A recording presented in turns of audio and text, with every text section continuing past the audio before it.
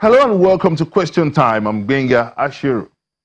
On the 24th February 2017, Governor Oluwarotimi Akeredolu took over the mantle of leadership in Ondo State. 18 months away, how has it fared changing the fortunes of the potentially cocoa-rich state? Interestingly, Ondo State is also among the Oil Mineral Producing Areas Development Commission, OMPADEC. In spite of this huge potential, Ondo State is still having to deal with high level of poverty and unemployment with an annual per capita income of $2,392. In spearheading an agenda to improve the living standard of the people, the Ondo State government swings into action with a 5-point agenda called the GMPPR, which stands for job creation, massive infrastructure, provision of quality health care, provision of quality education, and rural development. In a state that desperately cries out for intervention, what's been done to change the reality for the betterment of the people of Ondo State? Join us in this interview with the Ondo State Governor, Oluwarotimi Akeredolu. The Governor of Ondo State, Governor Oluwarotimi Akeredolu, thank you for joining us on this episode of Question Time. My pleasure. Now, let's start by looking at how assessing your interventions, budgetary interventions, along the key mandates. Well, I mean, let me start by making a confession that, look, yes, we had our budget projection, and what we are faced with when you get to usual realities on ground is that this money is not really available as one would expect. And this is the reality anyway, all over the world, everybody knows. So we had that good budget projection, and we are doing a lot to make sure that at least we meet up, so that at the end of the day, when we are assessed as to the, our budget and execution of the budget, we should be near close to about 70 or 80% on execution. So what we have tried to do is to at least spread out whatever we have to address those 5 cardinal programs. You have said so. So how do you intend to finance this budget?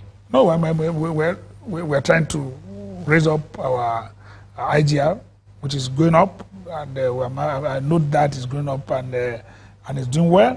Now our federal allocation too, we're trying to see areas where we can take benefits of the fact that we are oil-producing state, and so the fiscal department have been here to look at to assess all those usual and normal figures. Look at school attendance, look at number of classrooms, look at everything. Really, when you look at Ondo State, it might not take the lead in oil production, but what comes to mind, we grew up learning about Ondo State as a major cocoa producing state, and then you hear of cocoa merchants that were very, very wealthy. So, but now it seems this is falling on bad times. What are you doing to revive cocoa production in Ondo State? A lot is being done. The president of the country, that's President Muhammad Buhari, is set out to carry out what we call cocoa revolution.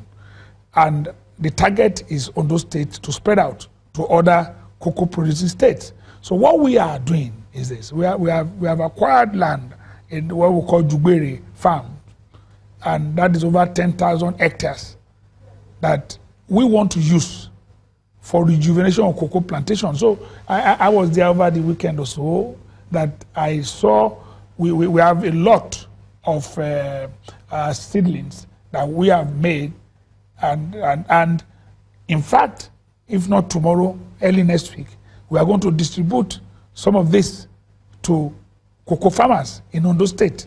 So by the time the president comes for this cocoa revolution with the Minister for Agric, then we want really, it's unfortunate, as we said, we fall on bad times because most of the cocoa plantations are old, the trees are old, so we now have new breeds that we are cultivating and we are going to give out to farmers. So it is key to us because we believe that cocoa is important in this country. That's on the issue of job creation. We'll come back to that. Well, let's also look at other areas of your key performance index. Like that provision of health care. Right. We understand that you seem to be committed in driving the healthcare delivery agenda in Ondo State. But when we look at, by launching the health insurance scheme, that's one of yeah, but it's also at variance with the fact that you cancel the free healthcare services in Ondo State. So how do you merge these two together? No, I don't know, because I'm sure that you will get your facts correctly. I'm certain nobody ever cancelled free healthcare services in Ondo State. Free primary healthcare services? Never. How will you do that? We never at any time did that. We never cancelled. It's not possible. Let me just put the facts correctly. We never at any time cancelled free healthcare services. Now, quickly on rural development before we move to other issues. We are renovating and refurbishing and building close to 500 schools all over the state.